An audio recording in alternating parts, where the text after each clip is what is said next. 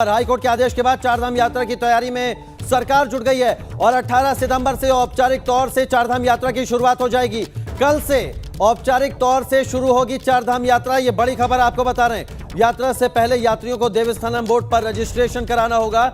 मुख्य सचिव एस.एस. संधू ने सभी विभागों को निर्देश दे दिए हैं और यात्रा के लिए व्यवस्था पूरी करने के निर्देश दिए हैं। लेकिन ये बड़ी खबर, कल से चारधाम यात्रा की औपचारिक शुरुआत हो जाएगी। बड़ी खबर हम अपने दर्शकों को बता रहे हैं। हाईकोर्ट ने गुरुवार को कुछ शर्तों के साथ चारधाम यात्रा को शुरू करने की मंजूरी दी थी। पंकज राणा हमारे संवाददाता ज्यादा जानकारी के साथ जुड़ गए। पंकज, कल से चारधाम यात्रा की औपचारिक शुरुआत हो जाएगी, लेकिन किस तरह से जो दिशा निर्देश दिए हैं मुख्य सचिव ने, उसको वो अधिकारियों के लिए कितनी चुनौती होंगे, क्योंकि कई जगह हाईवे बाधित है, मौसम भी खराब है। ऐसे में कैसे मुमकिन होगा कल से यात्रा को शुरू करना? बिल्कुल, देखिए थोड़ी चुनौती जरूर है सरकार के सामने, लेकिन व्यवस्थाओं को दुरुस्त करने के लिए कल से ही सरकार पूरी तरह से जुट गई है। जैसे ही हाईकोर्ट के आदेश आए कि चारधाम यात्रा उत्तराखंड में शुरू की जा रही है, उसके बाद से ही सभी जिला अधिकारियों को, आपदा प्रबंधन विभाग के सभी टीम को निर्देशित कर दिया गया है कि चारधाम यात्रा मार्गों पर जो व्यवस्था है उनको दुरुस्त कराए। खासकर स्वास्थ्य विभाग की टीमों को अलर्ट किया गया है। चारधाम यात्रा मार्गों पर अलग अलग जगह डॉक्टरों की तैनाती की जाएगी। इसमें खास बात ये रहेगी कि एक तो श्रीनगर में जो बेस हॉस्पिटल है वो मुख्य रूप से उसको दुरुस्त किया जाएगा, क्योंकि वो बद्रीनाथ और जो केदारनाथ है उस यात्रा मार्ग पर पड़ता है। उसके साथ साथ ही अगर हम यमुनोत्री गंगोत्री धाम की बात करें तो उत्तरकाशी के आसपास के सभी हॉस्पिटलों को दुरुस्त करने के निर्देश दिए गए हैं। वहां पर पर्याप्त डॉक्टरों की तैनाती की जाएगी। इसके साथ साथ ही ऐसे जो अति संवेदनशील पॉइंट है जहां पर लैंडस्लाइड की सबसे ज्यादा घटनाएं होती है, वहां पर 108 जो स्वास्थ्य सेवा की गाड़ी है उसको तैनात किया जाएगा, जेसीपी को तैनात किया जाएगा, एसडीआरएफ की टीमों को तैनात किया जाएगा। ये 3-4 चीजें कल से ही दुरुस्त करने के निर्देश मुख्य सचिव ने दे दिए हैं। और ये कहा जा सकता है कि क्योंकि आज का दिन सरकार के पास है, आज हालांकि जो लोकल लोग हैं वो दर्शन के लिए जा सकते हैं, लेकिन अभी जो देश के अलग अलग हिस्सों से लोग आएंगे उनके लिए कल से औपचारिक रूप से यात्रा की शुरुआत की जाएगी। तो अभी आज का इंतजार और करना होगा और कल से पूरी तरह से जो व्यवस्थाएं को दुरुस्त कर दिया जाएगा। यात्रा मार्गों पर पुलिस फोर्स की तैनाती भी पर्याप्त रूप से की जाएगी। बहुत शुक्रिया पंकज, आपका ये अहम जानकारी हमसे साझा करने के लिए। तो कल से औपचारिक तौर से चारधाम यात्रा की शुरुआत होने जा रही है। बड़ी खबर अपने दर्शकों को बता रहे हैं।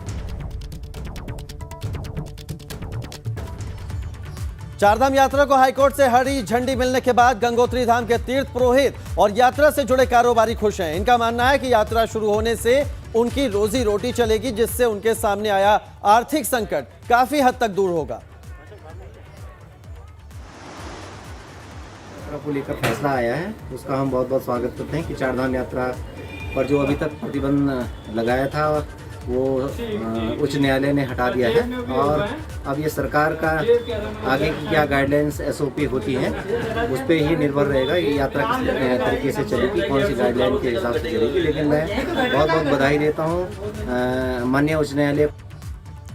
और हाईकोर्ट के फैसले के बाद चारधाम से जुड़े तीर्थ पुरोहितों का क्या कहना है वो भी आपको सुनवा देते हैं।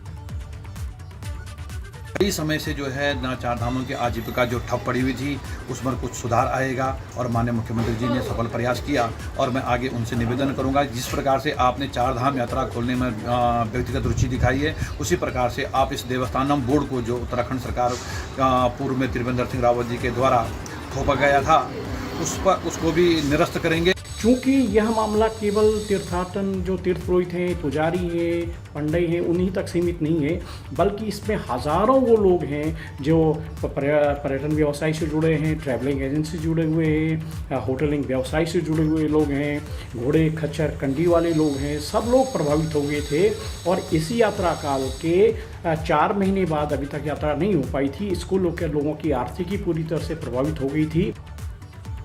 उधर सीएम पुष्कर सिंह धामी ने हाईकोर्ट के फैसले पर खुशी जाहिर की है। साथ ही मुख्यमंत्री ने बेरोजगार युवाओं के लिए भी बड़ी राहत की घोषणा की है। उच्च न्यायालय में हमने फिर से सुनवाई में हमने अपना आवेदन डाला कि अब हमको सुन लिया जाए, क्योंकि कोरोना महामारी का कम हो गया है और कोरोना रिस्ट्रिक्शन के जो भी कोरोना के प्रोटोकॉल हैं उन सब का हम पालन करेंगे। और हमने अपना एक प्रस्ताव दिया और माननीय न्यायालय ने आज उस पर अपनी सहमति दी है। हम जो है हमारा हर हाल में यात्रा चलेगी और यात्रा पूरे कोरोना को ध्यान में रखते हुए जान माल की भी सुरक्षा रहे। उच्च न्यायालय में के कारण से हमारे सभी नौजवान युवा भाई हुए हमने जितनी भी हमारी लोक सेवा आयोग की परीक्षाएं हैं, प्रावधिक शिक्षा परिषद की हैं, मेडिकल जो स्वास्थ्य चयन की जो शिक्षाएं हैं और भी जो हमारे यहाँ पर उत्तराखंड राज्य में होने वाली प्रतियोगी परीक्षाएं हैं, उन सभी परीक्षाओं को बिना शुल्क के कर दिया है। इस वर्ष जो है मार्च 2022 तक बिना शुल्क के रहेंगी। चलिए अब विपक्षी दल कांग्रेस का क्या कुछ कहना है हाईकोर्ट के फैसले को लेकर, क्योंकि कांग्रेस चारधाम यात्रा को लेकर प्रदर्शन कर रही थी, वो भी आपको सुनवा देते हैं। आज चारधाम यात्रा पर सशर्त अनुमति दी है और ये शुरुआत है। मैं उम्मीद करता हूं कि सरकार अब तो चेतेगी और धन्यवाद देना चाहता हूं उन तमाम साथियों को जिन्होंने इस प्रायोजन से कि चारधाम यात्रा शुरू हो सके कांग्रेस के संघर्ष के साथ कंधे से कंधा मिलाकर संघर्ष किया। और बड़ी खबर आपको जोशीमठ से बता दें, बद्रीनाथ धाम में माता मूर्ति मेला है। भगवान बद्रीनाथ को माणा मंदिर आने का न्योता दिया जाएगा। सुबह 9:30 बजे भगवान बद्रीनाथ का राजभोग होगा और सुबह 10 बजे भगवान की गद्दी और उद्धव जी की डोली रवाना होगी। दोपहर 3 बजे तक भगवान बद्रीनाथ का मंदिर इस दौरान बंद रहेगा। तो सुबह 10 बजे भगवान की गद्दी और उद्धव जी की डोली रवाना होगी। माणा मंदिर आने का उन्हें न्योता दिया गया है। दोपहर 3 बजे तक इस दौरान भगवान बद्रीनाथ का मंदिर बंद रहेगा।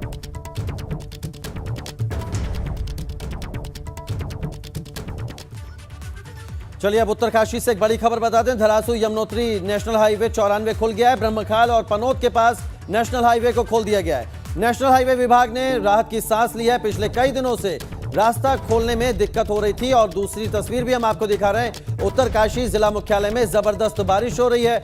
एक हफ्ते से रोजाना रात में मूसलाधार बारिश हो रही है, जिससे ज्ञानसू, जोशियाड़ा, लदाड़ी और मुख्या बाजार जैसी जगहों पर जल भराव से लोगों को परेशानी हो रही है। तो धरासू यमुनोत्री नेशनल हाईवे 94 खोल दिया गया है। काफी दिनों से मशक्कत करनी पड़ रही थी एनएच विभाग को। और उत्तरकाशी में बारिश भी लगातार जारी है।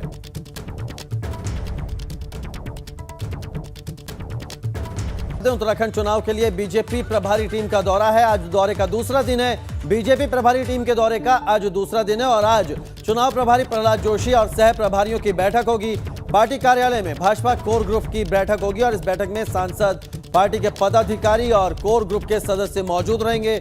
विधानसभाओं में नियुक्त चुनाव प्रभारियों की भी एक बैठक होगी। तो तमाम बैठकें आज भी होनी है। बीजेपी चुनाव प्रभारी टीम की ये अहम बैठक। 2 दिन के दौरे पर बीजेपी चुनाव प्रभारी की टीम और आज इस बैठक का दूसरा दिन। पंकज राणा हमारे साथ, हमारे संवाददाता जुड़ गए हैं देहरादून से। पंकज का रुख कर लेते हैं। पंकज, आज बीजेपी प्रभारी टीम के दौरे का दूसरा दिन है। आज कौन कौन सी अहम बैठकें होंगी जिसमें जो चुनाव प्रभारी हैं प्रहलाद जोशी और जो सह प्रभारी पहुंचे हैं, किन मुद्दों पर मंथन किया जाएगा, क्या कुछ मंत्र दिए जाएंगे? बिल्कुल कौशल, देखिए उत्तराखंड में चुनावों का आगाज़ हो गया है। चुनावों के आगाज़ के मद्देनजर ही भाजपा ने जो चुनाव प्रभारी नियुक्त किए थे दोनों, उनको आज उनके दूसरा दिन आज दौरे का है देहरादून में। और देहरादून में तमाम पदाधिकारियों के साथ बैठक का दौर चल रहा है। कल मुख्यमंत्री पुष्कर सिंह धामी और तमाम नेताओं के साथ बैठक हुई थी और उसमें पूरी तरह से एक रणनीति बनाई गई है किस तरह से चुनावी फतह करना है। और आज भी भाजपा प्रदेश कार्यालय में कोर ग्रुप की बैठक होगी, विधानसभा प्रभारियों की बैठक होगी, जिला प्रभारियों की बैठक होगी। उसके साथ साथ ही तमाम वरिष्ठ नेताओं के साथ चुनाव प्रभारी प्रहलाद जोशी बैठक करेंगे। इसमें खास बात यह है कि चुनाव प्रभारी बूथ मैनेजमेंट को लेकर पूरी तरह से इसमें जोर दे रहे हैं कि किस तरह से शक्ति केंद्रों, बूथ मैनेजमेंट और पन्ना प्रमुखों को किस तरह से जो भाजपा सरकार की नीतियां हैं उनको जन जन तक पहुंचाया जाए। तो प्रभारी ने साफ तौर पर यह कहा है कि जो जिला प्रभारी नियुक्त किए गए हैं वो अपने बूथ हैं उन पर, बूथ केंद्रों पर रहे हैं, शक्ति केंद्रों पर रहे हैं और पन्ना प्रमुखों के साथ लगातार बैठकें करता रहे, उनसे संवाद बनाता रहे। एक तरह से यह कहा जा सकता है कि सरकार और संगठन में समन्वय को लेकर भी इसमें जोर दिया जा रहा है कि किस तरह से सरकार और संगठन में समन्वय बनाया जाए, कार्यकर्ता को किस तरह से जनता के बीच में भेजा जाए कि जो सरकार की नीतियों को जन जन तक पहुंचाया जा सके। तो कुल मिलाकर कहा जा सकता है कि प्रहलाद जोशी का एक आज कल एक परिचय के तौर पर उनका आना था, तमाम नेताओं से उन्होंने मुलाकात की है, फिर उसके बाद बैठकों का दौर चला। आज भी पार्टी कार्यालय में कोर ग्रुप की बैठक होगी, पदाधिकारियों के साथ बैठक होगी, विधानसभा स्तर के जितने भी इन्होंने प्रभारी नियुक्त किए थे उनकी बैठक की जाएगी, बूथ मैनेजमेंट को लेकर इसमें जोर दिया जाएगा।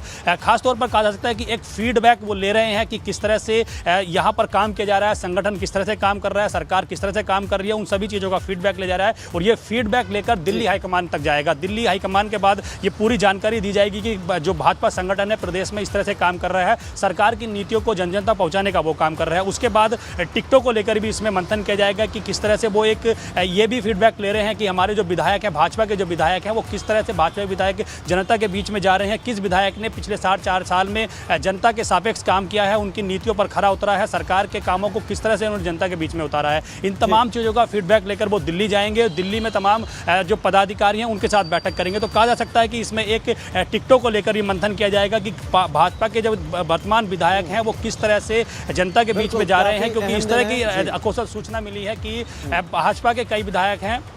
जी, बात पूरी कीजिए। इस तरह की सूचना मिली है कौशल की भाजपा के जो सिटिंग विधायक हैं उनमें से तकरीबन 15 से 20 विधायकों का टिकट कर सकता है, जिन्होंने संगठन के हिसाब से काम नहीं करा, जिन्होंने अपने विधानसभा क्षेत्रों में बेहतर काम नहीं किया। कई तरह के इसमें समीकरण बन रहे हैं, अनुशासनहीनता भी इनमें मानी जा रही है। तो ये तमाम फीडबैक केंद्रीय हाईकमान के बाद जाएगा, उसके बाद चुनावी रणनीति को आगे बढ़ाने की कोशिश की जाएगी। ये बड़ी खबर आप दे रहे हैं कि कुछ सिटिंग विधायकों का टिकट कट सकता है। हालांकि ये देखने वाली बात होगी कौन कौन उसमें शामिल होते हैं। फिलहाल बहुत शुक्रिया पंकज आपका हमारे साथ जुड़ने के लिए। देहरादून से आ रही है उत्तराखंड में युवाओं के लिए एक अच्छी खबर है। भर्ती परीक्षाओं के लिए अब उन्हें आवेदन शुल्क नहीं देना होगा और सरकार इस दिशा में फैसला लेने जा रही है। 31 मार्च 2022 तक सभी भर्ती परीक्षाओं के आवेदन शुल्क माफ कर दिए गए हैं। सीएम पुष्कर सिंह धामी ने इसकी घोषणा की है। लोक सेवा आयोग और अधीनस्थ सेवा चयन आयोग समेत बाकी सभी भर्तियों के लिए आवेदन फॉर्म पर फीस माफ हो जाएगी। तो ये बड़ी खबर, युवाओं के लिए राहत भरी खबर। 31 मार्च 2022 तक भर्ती परीक्षाओं के लिए कोई आवेदन शुल्क नहीं देना होगा। सीएम पुष्कर सिंह धामी ने युवाओं को लेकर यह बड़ी घोषणा की है।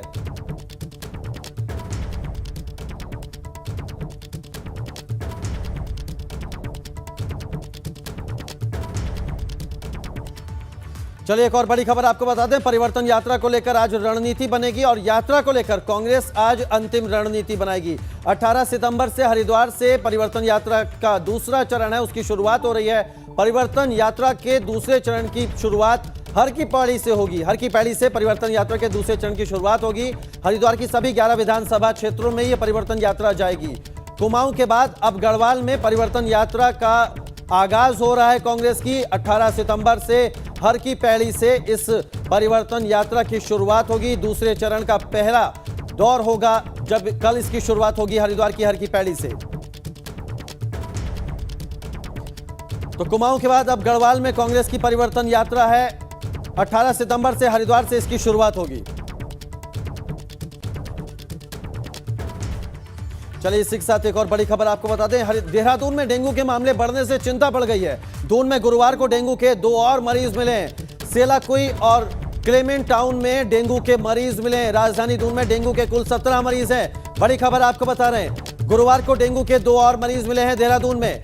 और कुल मरीजों की अगर बात करें तो 17 मरीज राजधानी देहरादून में है। सेलाकुई और क्लेमेंट टाउन में डेंगू के मरीज मिले हैं। तो परेशानी भी बढ़ गई है, स्वास्थ्य विभाग की चिंताएं बढ़ गई हैं।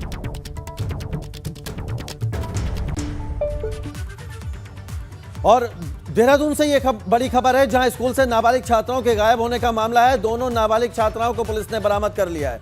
14 सितंबर को ये छात्राएं गुरुकुल स्कूल से गायब हुई थी और अब इन्हें बरामद कर लिया है सकुशल पुलिस ने। यूपी के बड़ौद से दोनों छात्राओं को पुलिस ने बरामद किया है। ये बड़ी खबर आपको बता रहे हैं। 14 सितंबर को ये छात्राएं गुरुकुल स्कूल से गायब हुई थी और इन दोनों छात्राओं को बड़ौद से, यूपी के बड़ौद से दोनों छात्राओं को पुलिस ने बरामद कर लिया सकुशल। देहरादून के थाना राजपुर क्षेत्र का मामला है। फिलहाल प्रथम दृष्टया पुलिस को यह लग रहा है कि अपनी मर्जी से ही दोनों छात्राएं स्कूल से निकली थी। देहरादून के थाना राजपुर क्षेत्र का यह मामला है, जहां स्कूल से गायब दोनों छात्राओं को सकुशल बरामद कर लिया गया है। आगे बढ़ते हैं। उत्तर प्रदेश के पूर्व मुख्यमंत्री दिवंगत कल्याण सिंह की अस्थियों को हरिद्वार में विसर्जित किया गया। वीआईपी घाट पर उनके तीर्थ पुरोहितों ने पूरे विधि विधान के साथ उनकी अस्थियों को गंगा में विसर्जित करवाया और उनकी आत्मा की शांति की कामना की। कल्याण सिंह के बेटे एटा से सांसद राजवीर सिंह, उनकी पुत्रवधू, पोता और पोती ने वैदिक मंत्रोच्चार के साथ अस्थियों को गंगा में प्रवाहित किया। लगभग 100 गाड़ियों का काफिला इस दौरान के साथ यूपी के कई विधायक और सांसद बाबूजी की अस्थियों को लेकर हरिद्वार पहुंचे थे। इस दौरान उत्तराखंड के पूर्व मुख्यमंत्री त्रिवेंद्र सिंह रावत, कैबिनेट मंत्री स्वामी यतीश्वरन समेत कई भाजपा कार्यकर्ताओं ने दिवंगत कल्याण सिंह को श्रद्धांजलि भी दी। बाबूजी की अस्थि विसर्जन का कार्यक्रम हमने 5 जगह रखा है। एक जगह वो थी जहां उन्होंने काम किया, जहां से सांसद से बुलंदशहर से अंतिम अंत्येष्टि वहीं हुई थी उनकी, और उसके बाद में एटा, उसके बाद में इलाहाबाद, अयोध्या, और आज अंतिम अस्थि हमने हरिद्वार में प्रतिष्ठित की है। गढ़वाल मंडल के अपर निदेशक माध्यमिक शिक्षा महावीर बिष्ट अब खुद सरकारी स्कूलों में छात्रों की संख्या को बढ़ाने की कवायद में जुट गए हैं, जिसे लेकर वो स्कूलों का दौरा कर रहे हैं। साथ ही अभिभावकों से अपील कर रहे हैं कि वो अपने बच्चों को सरकारी स्कूलों में दाखिला कराने की अपील करें। उनकी मुहिम का ही असर है कि सरकारी स्कूलों में अब छात्रों की संख्या बढ़ने लगी है। जो भी पेरेंट थोड़ा सा सक्षम हो रहा है तो वो अपने बच्चों को प्राइवेट स्कूल में पढ़ाना चाह रहा है। लेकिन हमने जो प्रवेश उत्सव जो हम आज मना रहे हैं, ये कोविड के कारण इतने देर में हम मना रहे हैं, और इसका हमारा उद्देश्य एक ही है कि हम गार्जियन से ये बात करें कि देखिए, प्राइवेट स्कूल और गवर्नमेंट स्कूलों में तुलना अगर आपको करनी है तो आप उन बच्चों के संस्कारों की तुलना करें। चलिए, एक बड़ी खबर रानीखेत से आ रही है। लंबे वक्त बाद कोरोना ने यहां दस्तक दी है। केंद्रीय विद्यालय रानीखेत में स्कूल का गार्ड कोरोना पॉजिटिव मिला है। बड़ी खबर आपको बता रहे हैं, लंबे वक्त बाद कोरोना ने दस्तक दी है। केंद्रीय विद्यालय रानीखेत में स्कूल का गार्ड कोरोना पॉजिटिव मिला है और संक्रमित गार्ड को होम क्वारंटीन कराया गया है। रविवार तक स्कूल को बंद किया गया है। बड़ी खबर रानीखेत से आपको बता रहे हैं, रविवार तक स्कूल को बंद किया गया है। स्कूल का गार्ड कोरोना पॉजिटिव मिला है। लंबे वक्त बाद रानीखेत में कोरोना ने दस्तक दी है।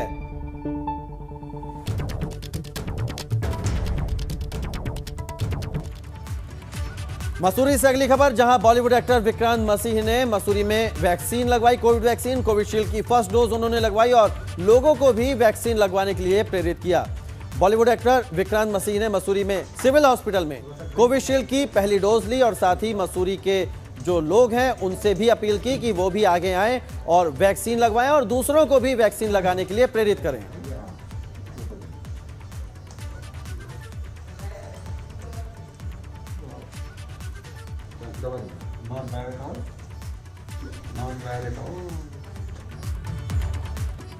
कर्णप्रयाग में पहाड़ से हो रहे लैंडस्लाइड की वजह से 3 मकानों के ऊपर खतरा है। दहशत ऐसी कि इन घरों में रह रहे लोगों ने घर खाली कर दिया है। पीड़ित परिवारों ने अब प्रशासन से मदद की गुहार लगाई है।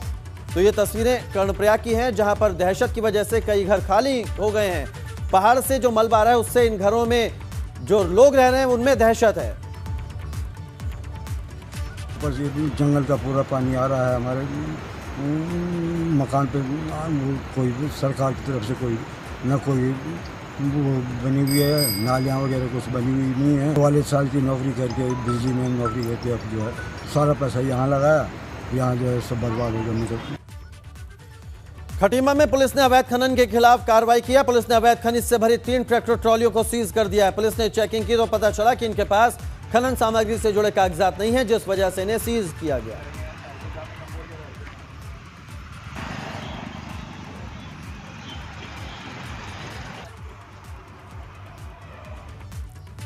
हल्द्वानी पुलिस ने बड़ा खुलासा करते हुए ऑनलाइन शॉपिंग वेबसाइट बनाकर लोगों से ठगी करने वाले गिरोह का पर्दाफाश किया है। इस गिरोह के 3 शातिरों को पुलिस ने गिरफ्तार किया है। साथ ही इनका एक साथी फरार बताया जा रहा है। आरोपियों से पुलिस ने 2 लैपटॉप, 8 CPU, 3 एक्सटेंशन बोर्ड समेत 19 मोबाइल बरामद किए हैं।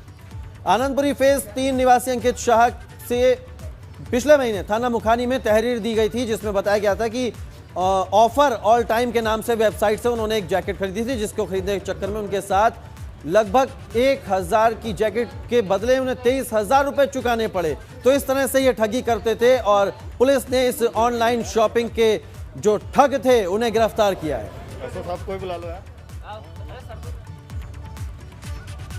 हरिद्वार में बदमाशों ने एक युवक को गोली मार दी। गोली लगने से युवक गंभीर रूप से घायल हो गया। मौके पर पहुंची पुलिस ने युवक को निजी अस्पताल में भर्ती करा दिया। जिस युवक को गोली लगी है वो मनी ट्रांसफर का काम करता है। घटना के बाद पुलिस और एसओजी टीम मामले की जांच कर रही है।